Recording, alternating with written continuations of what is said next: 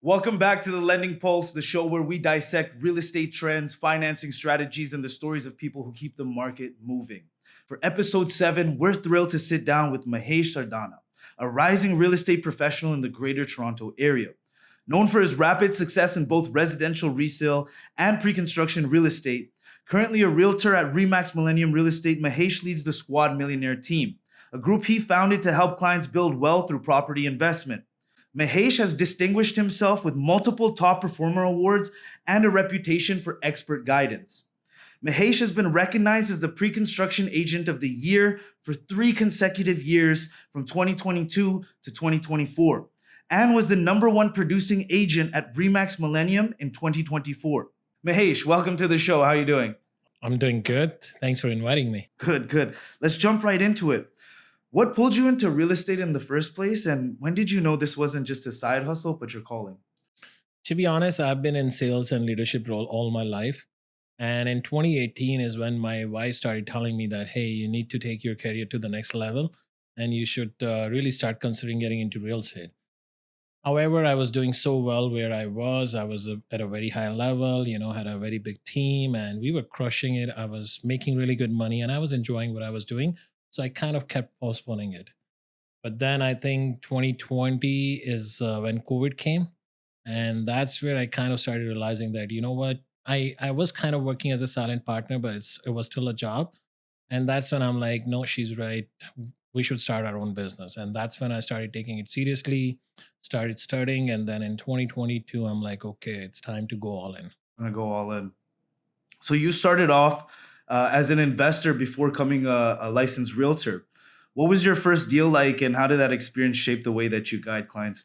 So to be honest, my first investment I did was in 2015. It was a time when I was not even in the position to get an investment property. I didn't even have my permanent residency. But the family I come from, we love investing. Like everyone in my family, they think alike. Everyone wants to invest and do well.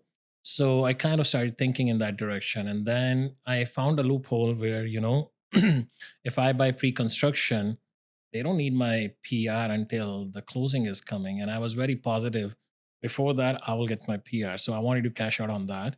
Now I kind of started looking into it.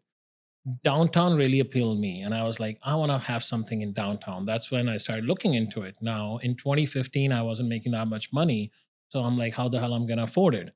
So now I convince a friend, the friend I really trust. I'm like, hey, let's get in together. Let's get into the market. And that's how I started my journey. Yeah. Okay. Friends and family, and an investment runs in your blood. Yeah. That's good. So every top producer has their "I almost gave up" moment. What was the biggest mistake or setback you hit early on, and what helped you push through it? To be honest, earlier is like when you're new into the industry, you kind of want to push everything you see. Luckily for me, I do realize it very early that it's not about pushing everything. It's about working on the right project where, it brings value to the clients because in long run, that's the goal. That's how you're going to build a healthy business. That's how, you never have to hunt for the business. Business can actually hunt for you if you're doing the right thing. Right. Right. Putting the client Yeah, first. always. Yeah. So you built a pretty big team, top producing team, in just a few years. What mindsets or routine helped you scale so fast? So again, I will give a lot of credit to the past experience I had because I was on leadership role for a very long time. One thing I'm very selective about when I'm bringing people on board is if they have the mindset. And if someone comes to me saying, I want to make X amount of money, my target as a leader is how we going to help you make even more and what I need from you to get there and what I need to do to help you get there. So if someone comes to me with a target that, hey, I want to do 100,000 in the first year, if they have the personality, because sometime when you haven't done it, you don't know. And I'll be sitting with them. I'm like, no, let's target 150. And we have live examples where they have actually made even 200,000 or more in their first year of being in the business when they're actually learning and they're making that kind of money. When you're choosing who joins Squad Millionaire, what are you looking for beyond the resume, and how do you help them grow once? My main focus is I actually don't even look into resume. It's the mindset, it's the commitment, it's the dedication, it's the loyalty, it's the personality to go and get it. That's what I'm looking because if you have it in real estate business, I get it as a solo person. If you don't have past sales experience, you don't have the expertise, you don't have relationship, regardless of how good you are in this business, you need a system to be successful. At what point did you feel that like growing with a team, like you've hit a certain level on your own, and then you said, "Hey, let's grow this even more. Let's get bigger." What was that point where you realized I needed to start growing a team? So for this, I will go back to 2015. I think till 2015, I was working as a solo. And then one morning, I was always in sales. I'm like, what if one day I don't want to go to work? I'm losing out on the money. And I keep hearing that Mahesh is so good because even in my past job when I started, within 3 months, I was awarded as a best salesperson. Within 3 months, I got outstanding leadership award because even when I was a salesperson, I was helping other people. That's kind of my nature. And then I also promoted as a team leader. So I had a self check where I'm like, you know what? Why one Mahesh? How about if I start replicating myself? How about if I have 20 Mahesh going out and hunting for the business? Now, one day, this Mahesh doesn't want to go out. There's still 19 Mahesh working out there. Exactly. So that's what helped me. But for doing that, like I'm not someone who will just hire someone. You got to sit with them. You got to understand. You got to do role play. You got to talk to them. Where are you struggling? The objections, the rebattles, how to pitch, how to position. That's how you succeed in this business, to be honest. I find that a lot of team leaders have a hard time with spoon feeding agents. Like agents are looking for like, give me leads, like give me this, give me that. Like mentorship is a two-way street, right? How do you go about agents that are looking for spoon? So to be honest, like the system we have built when I onboard someone, I don't want them to spend a single dollar. So from their marketing, from their email, from their the what do you call the ad campaigns, from their CRM, even making their videos, helping their marketing, we do everything. So we take all the cost on our shoulder. We also provide them leads, but in return I have certain expectation. If you're coming into my team, you have to get to a certain level. When you're new, I get it, it's too much, so take a month or two, get used to it for everything, but from third month, numbers needs to come. There will be a target given and you need to hit that target. I don't like micromanaging my team. I believe in giving people the freedom, and that's why you want to be in the business, because in business, if you have to work 24 hours, you will work 24 hours. But at any time, if you just want to do 4 hours, you should have the liberty to do that. Again, they hit their target. I don't care if they are in Canada or where they are in the world, as long as they are doing what they are supposed to. Right. Have you ever lost a deal because of a team member? To be honest, I will rather say that I have helped a lot of my team members saving the deals which they could have lost. For instance, like let's just talk about last week. Luckily, I was at a presentation center. One of my team member did a deal. You know how in pre-construction we always advise our clients to get their contract reviewed. Now, what client did, they went to a resale lawyer, and that's an advice to everyone. If you're buying a pre-construction, do get your contract reviewed, but make sure a pre-construction lawyer is doing it, because resale lawyers don't understand the language of how pre-construction works. And then the client stopped responding to my team member, and I was at the presentation center, and they were there to actually pick up their check. And luckily, because I was there and I recognized them, I'm like, hey, what's happening? You know what? My team member was trying to get hold of you. And then they were like, oh, we don't want to go ahead. We heard about all this closing cost, all these clauses they have. So I'm like, why don't we sit and talk about it? Guess what? Their biggest concern was, oh, there's this EV parking, which they don't know the cost and they can charge me whatever they want at the time of closing. I'm like, yeah, but are we going for EV parking? We're going for standard parking here. So why are we even concerned about it? Why is even your lawyer talking about it? Because it doesn't apply to you. If you're going for EV parking, yes, sure. We need to look into it. And they were like surprised. They were like, oh, we thought it will apply to us. I'm like, how? I'm selling this watch. If you're buying it, you're paying for it. If you're not even buying it, why are you concerned how much it's going to cost? And then the same thing with the locker. I explained it and they were so happy. And in the end, the guy told me, you know what, I was here to pick up the check. Now I have to come back tomorrow to drop the remaining checks. Yeah, I think right there, one of the greatest secrets to closing deals is explaining the complications to the clients. What are their stresses? What are their pain points? What did they not understand? The more clear you can make the deal, I think that's going to really help you with your closing there. 100%. And be very upfront, be very open from the beginning, because the other thing I keep telling everyone is this business is not about just doing the deal. If you're just concerned about doing the deal, you will always be hunting for business. But if you are literally working towards building that relationship, that trust, once that client works with you, guess what? For rest of his life, he's not going anywhere. And all his friends, his relatives are coming to you. One thing I always say in sales, if you really think you're a hell of a salesperson, you shouldn't be selling. The world should be selling you. If that's what happening, yeah, you can call yourself hell of a salesperson. Oh, that's really interesting. Running a team can get intense. What's some fun or meaningful things that you do behind the scenes that keeps your squad motivated and connected? So to be honest, the way we operate, the way we work is as a family. So yes, I'm a leader. It's my responsibility job to help each other, but at the same time, everyone try to help each other. We have a group where if someone needs a help, they post something there. Like by the time I'm replying, they have already got 5 replies. And then going out with them for dinners, for drinks, sometime taking them out, appreciating the work they're doing. Like we do potluck, we are even planning a yacht trip with our team. It's just like enjoying the moments. It's not just a team, if you think about it, it's a family working together, right? No, that's good. Having the family mindset in a team, it's very important. Even taking trips together and doing retreats and team building exercises, those are very important. Biggest thing is having each other back. Like that's what you call a team. You cannot have a team member and the trust is not there. And like then you're not a team. Absolutely.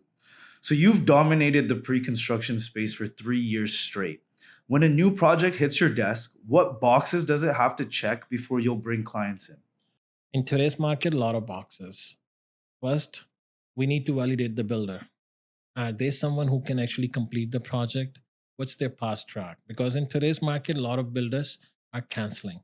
At the same time, looking at the market, what kind of opportunities our team should work on. These days, our main focus is inventory homes, ready to move ins, where that it's already built.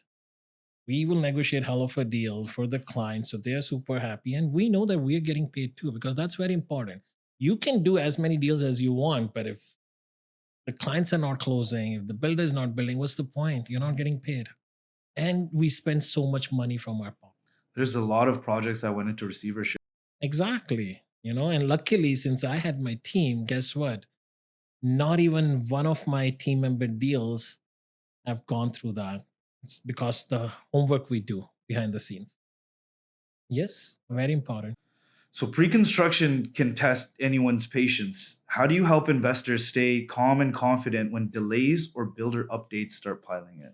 To be honest, in today's market, if there's a delay, they should consider themselves lucky because appraisals are coming low and you have given your deposit. The more it's delaying, the better it is for you. In a good market, the value is going to be up. The rents are going up. In today's market, when we know market is super slow, rents are down, I think the biggest blessing you can have is if your project is getting delayed. And you have to advise them. You're 100% right. Sometimes they're concerned what's going on. You have to advise them what's happening, how it's good for them, how it can affect them. And when you sit with them, when you have those conversations, end of the day, clients are also seeing the market. They just want someone to sit and have that conversation. One thing I do get a lot from the clients who worked with realtors in past is like, our realtors don't talk to us. We call them, we text them, they don't reply. I think maybe they're too afraid to face it, but come on, we got to face it at some point. Why are we not doing it? We are literally burning that bridge. Now, what's going to happen? You're forcing your client to go to someone else where they will feel that confidence. I was your client, but you lost it forever. Yeah. Why do you feel like these appraisals are coming in so low? Because when these properties were sold, they were sold at a very high price. Now, the supply we have, the movements happening, the market have dropped significantly, and that's why appraisals are coming low. But at the same point, if you are going into the opportunities where they have blanket mortgages, they have the appraisals covered, you don't need to worry about it. As long as I know that we all are going through negative cash flow, let's accept it, even including me. But when someone says, I lost 200, 300K, did you sell your property? If you have sold your property, yes, you have taken that loss. But if not, If you can sit on it for another year or two, at some point market is going to turn around again. So you're really not losing if you're not selling. Right, right. Buy and hold. Exactly. Buy Yeah. and hold. If you could wave a wand and fix one thing about Ontario's pre-construction world, whether it be from the builder side or the policy side, what would it be? I think more transparency.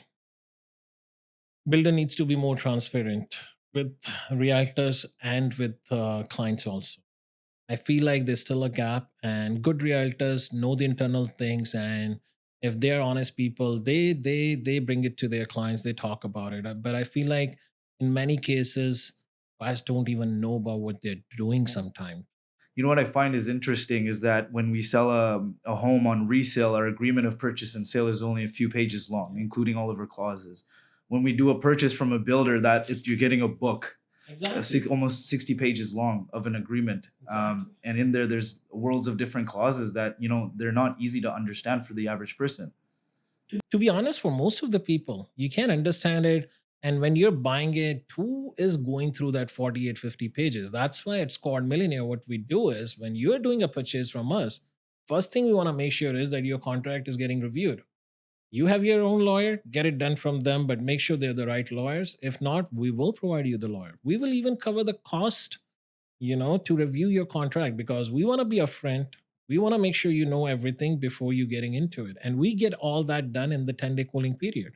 And if for any reason you're not convinced with something, we will try to work with the builder. We'll get it fixed. If not, hey, you can back out in your 10-day cooling period.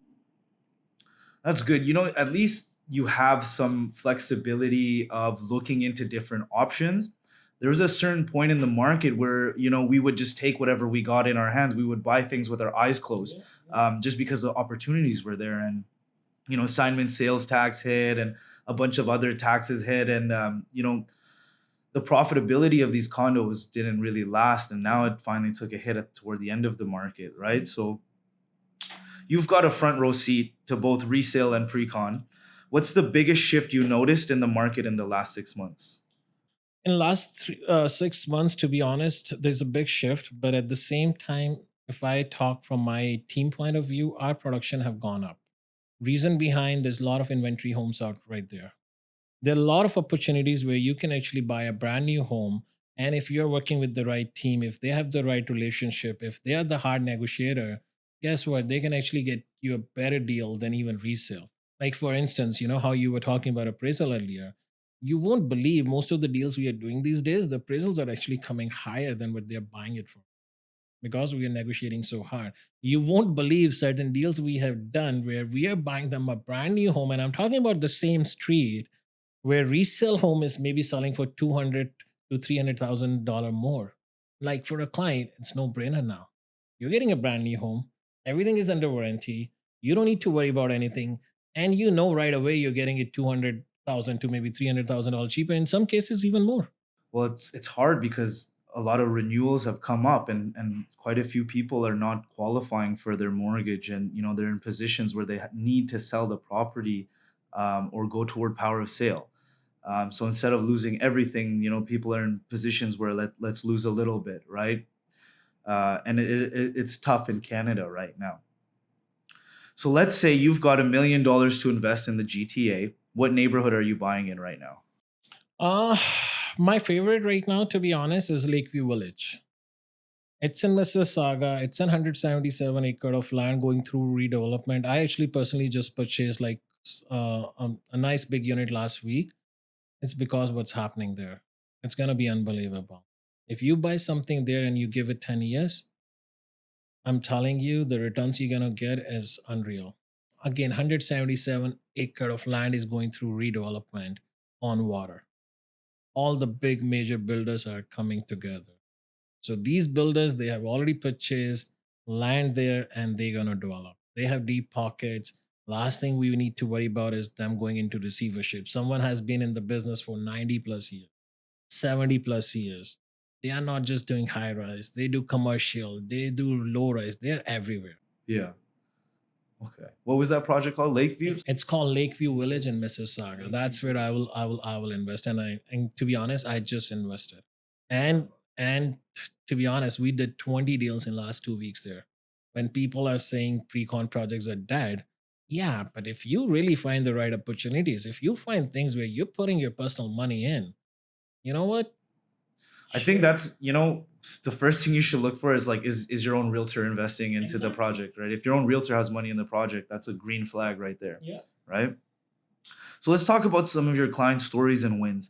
Every realtor remembers that one client who made the journey special. What's a first time buyer story that still sticks with you and why? So there's this one which is very special to me. This was my first year in real estate, and I closed a pre-construction condo. Funny part, the lead registered, through Facebook ad campaign. I gave him a call, and he was already working with three other realtors. He was focusing on something. Originally, he said I have a budget of 2.8, and then I'm like, we need to meet. I like what you're seeing is all good, but maybe I have something better to show you. And if you like it, we'll go from there. Then we book an appointment. He came there. He loved it so much that from $2.8 million, he actually went up to 5 million. And the best part is we are still friends. You know, when I had my daughter, he and his wife took me, my wife, out for dinner. We have that kind of relationship. We go out for dinners, we go out for, soccer games together. He always invite me. Now it's like we are friends. Yeah. Did you take him to a property? So it was a pre-construction launch. So I took him to the presentation center. And the funny part was, I'm not going to name any builder here, but he bought with that builder in past. And when we were talking numbers, he's like, these guys don't negotiate. I'm like, you're 100% right, but let me see what I can do. And then when I went back to him saying, hey, this is what you're getting, he was amazed. He's like, man, you made it possible. It's unbelievable. Even fast forwarding to last year, this is a big condo he's getting. So he's like, Mahesh, I want to get that extra parking. So he reached out to the builder directly. They quoted him a price. I'm like, let me work on it. And then guess what? He got the same parking spot for 50% less, and he loved it. And that's when he's like, you know what, buddy, I appreciate you. You didn't have to do this. You took the charge. You're like, let me work on it, let me see what I can do. And then you saved me 50%. And then again, he wanted to take me and my partner out for dinner, so we went. Like, Amazing. I want to You're getting appreciate wined and dined. you. Yeah. So you're leading a team and serving clients at scale. How do you make sure you're showing up for your people without burning out? For me, it's just my passion. I just love it. Like, I love what I do, so I never feel like I'm burning out. For me, it's like fun. Like, if I'm going out to help a team member, to help a client, what am I doing? I'm helping someone. I actually have the opportunity to do that. I'm actually in the position to do that. I just love it. I just enjoy. Amazing. Amazing. That's hard where you got to find a little bit of time for yourself too. But if you really love what you do, it's not work. Exactly. It's never work. And same for me, for my partner, my wife, she's exact same copy of me. We just love what we do. And whenever we have the chance, we definitely try to take time out, especially after having a daughter. We want to make sure we are giving her time. So it's also the way you balance it. Balance. Absolutely. So when you speak at training sessions or events, what's one piece of advice you find yourself repeating to newer agents? First, believing in yourself. That's very important. You are coming into a tough business. If you think that you just got your license and there's thousands of dollars coming, it's not happening. In the beginning, either you have deep pockets because you have to put a lot of money from your pocket, or you have a team who believes in you, you have a leader who's willing to do that for you. It's very important. And then believing in yourself again and being consistent and doing it over and over again. Just do what you're supposed to do. Because if you're honest to what you're doing, if you're part of that team who can bring you those opportunities, deals gonna start coming. Right? Just believe in yourself, be consistent. And the biggest thing is when realtors are new from their point of view, okay, they got their license, but who taught them how to talk to their clients, how to handle rebattles, how to position, how to take that fear out of the client. Someone needs to sit with them and teach them. Once they know what they're doing, how they're doing it, they will start doing it. I think it's easy to get discouraged in sales, especially like when you have a bad phone call, right? But it's finding that motivation to continue, never quitting, keeping at it. The way I like to tell some new agents, like when we're making phone calls for leads, not every single phone call is going to turn into a deal. Yeah. So it's like every time you make a phone call, it's like you have a gumball machine, and you turn the gumball machine, and you get in a red gumball, you get a red gumball. But what you're looking for is a blue gumball. Yeah. And eventually, if you crank the machine enough times, you're going to get a blue gumball. You're going to get a deal. Exactly. And with us, like what we do is like when we have a new realtor joining our team, we don't let them call. Like I'll be doing role plays with them, back and forth, back and forth. I'm gonna be a realtor, you're gonna be a client. Throw whatever you can throw at me. And then I want you to be a realtor and I'm going to be a client and I'm going to throw whatever I can throw at you.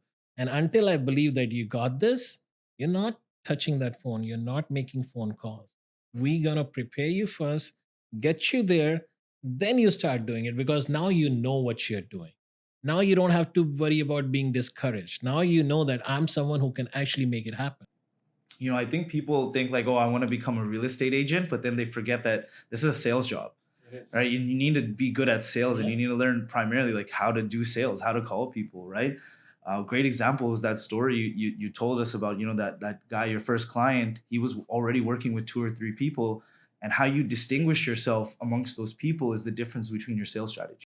And to add to that, the funny part is, so we worked on this deal, and now the guy asked me, so what kind of cashback I'm getting? And I'm like, damn. And that was my first year. So I made some calls. I'm like, what should I do? And one advice everyone gave me, man, how much commission is that? That's fine. Give him $40,000, $50,000. Who cares? You're getting the deal done. And I thought about it. I spoke to my partner, my wife, she's the one which anytime I'm in a situation like this, I like talking to her because I understand. I think that she actually understands the business the way I do. And we both took the decision together that one promise we made to ourselves is we're never going to do cashback. So don't do it. Let's see what happens. So I called him back and I'm like, you know what? I'm going to be very honest. I did everything I could. I showed you the opportunity you were not even aware of. You are in love with it. You see your family living in there. But if you want cash back, I'm not the right guy. I have already done all the work. I will suggest that you work with someone else and get whatever cash back you. And then you know what? A day passed by. 2 day passed by. Obviously, inside you, you're like, damn, I missed out on a biggest opportunity. Maybe I should have done that. But at the same time, no, I don't want to do that. 2 days later, he called me. He's like, buddy, I was just testing you. The other three realtors I was working with, knowing the kind of budget I had, the first thing they were talking about is cashback. You never spoke about it. And now, because I was this close of getting the deal done, I was like, okay, I'm going to see what he's going to do. And you were straight up, you said, no, I want to work with you. So, that's a big thing. Like, if you believe in yourself, if you believe in what you do, yeah, sure, there's going to be some clients who don't see the value, who see the value in that extra $5,000, $10,000. You don't want to work with those clients, anyways. The real clients will see the real value. Yeah, that's good. You need to stand firm. Exactly. And even now with my team, though we are in a dead market, no one can do cashbacks. We will negotiate hard for you. You go out, work with whoever you are, tell us the number, we'll beat that number. But don't come to us and ask for cashback because we are working for it. We are might be making few $1,000s, but we are trying to save you hundreds of thousands of dollars. So if you really see the value in that extra $5,000, $10,000, we are not the right people. Right. Absolutely. That's what separates a good leader and a good team from your average realtor, right? Somebody's in it to do the deal, and somebody's in it to do business here Exactly. and be here for the long term. And believe it or not, all the clients I had in past asking for cashback, I don't think I ever lost any. Because again, the positioning, the way I position it is like if I have someone, he wants to invest $1 million and he's asking for 10,000, I'm like, hey, if you're worried about 10,000, why are you investing $1 million? If someone is giving you that $10,000, he's not giving you any value. So one honest advice, don't invest. Save yourself that 1 million. You don't want to risk it with someone who's just doing it to give you that $10,000 back because he's not going to add any value. He doesn't care. So, shifting gears a little bit, I wanted to talk a little bit about artificial intelligence and the future of real estate. Artificial intelligence is everywhere right now. What tools, if any, have you actually found useful in your day to day as an agent or team leader? I'm gonna be very honest for that. That's something my partner takes care of. So I don't think I'm the right person to answer that. I still believe in people connection. I still believe in like making that call myself. I still not 100% convinced that I can have a machine or an AI, replacing me and making those calls. I think the value I'm gonna add or my team is gonna add when they're doing it, AI cannot replace that. Yeah, that was my next question, right? Some people think AI is coming for realtors' jobs, right? Well, you need that human touch, right? Oh, 100%. There's no way AI can take over reality. It might help realtors, don't get me wrong, in organizing thing, in getting better what they do, but end of the day, everyone needs that people connect. So right now, what I'm seeing is like metahumans, and basically, it's like digital people. They look exactly like real people, and you can talk to them. They're on the screen. They're artificial intelligence, and it's a completely digital entity. And now they're starting to roll these out for like customer service positions. Like, you walk into Walmart, you're greeted by an artificial intelligence. And eventually, people are thinking that, okay, maybe realtors will be replaced. There's certain positions, certain jobs that'll become, we don't need these jobs anymore, right? Like, as we've seen through society, as technology increases, we lose a certain need for certain labor, right? And real estate is a labor as well too. It's a labor service, right? We go out and we do the physical work, and we also do the digital work as well too, right? So fast forward to 2030, 2040. Do you think we'll have more, fewer, or the same number of realtors? I think we'll have more. And to be honest, you were giving the example of Walmart. If you're buying a $20, $50 product, yeah, sure. AI can do it for you. But if you're buying millions of dollars of property, do you think a machine can negotiate the same way in an experience and an honest realtor can do? I don't think that's going to happen. It's like whatever language you're putting in, that's what's going to come out. But with a realtor, he knows the loopholes. He knows what the situation is. He knows if the builder is stuck with this property and he wants to move. Funny story. I did a property in King City. It was listed for 4.8, and my client gave a certain number. He's like, if you get me this number, I'll buy. Now, technically speaking, I should get it for him for that number. Guess what? I didn't negotiate that number with the builder. I negotiated much lower because I'm like, this is what gonna make him happy. In this position, I can make him super happy and I can save him that hundreds of thousands of dollars. And that's what I did. And I went back to him, hey, you asked for this much. I got you $200,000 less than that. That's a great example. It makes me think about, like when you get represented, appointed a lawyer from the government, right? Does that person have the best interest for you? When you have a real estate agent, they're working directly for you, right? Trying to get the best price for you. But would this artificial intelligence, negotiate the same way? I think that's a very great. There's no way an AI will do that. And guess the good thing? There will be another realtor out there. Oh, this is the price he wants. Yeah, I can get him cheaper price, but why don't I try negotiating on my commission? Yeah, do that. You close the deal. You made that extra 10, 20, $30,000. But guess what? You didn't actually went all in for your client. By doing what I did, next day he's calling me. He's like, Mahesh, I have two other properties. I'm thinking of selling. When can we meet? So one transaction, I already changed it into three transaction. From the other realtor point of view, oh, he lost 20,000. But from my point of view, I already made an extra $100,000. And guess what? By being very honest and actually looking after my client. So there's two ways of building business. If you're doing things right, they see the value. And again, now they're gonna sell me. When he's sitting out on a dinner, he's gonna talk about this deal.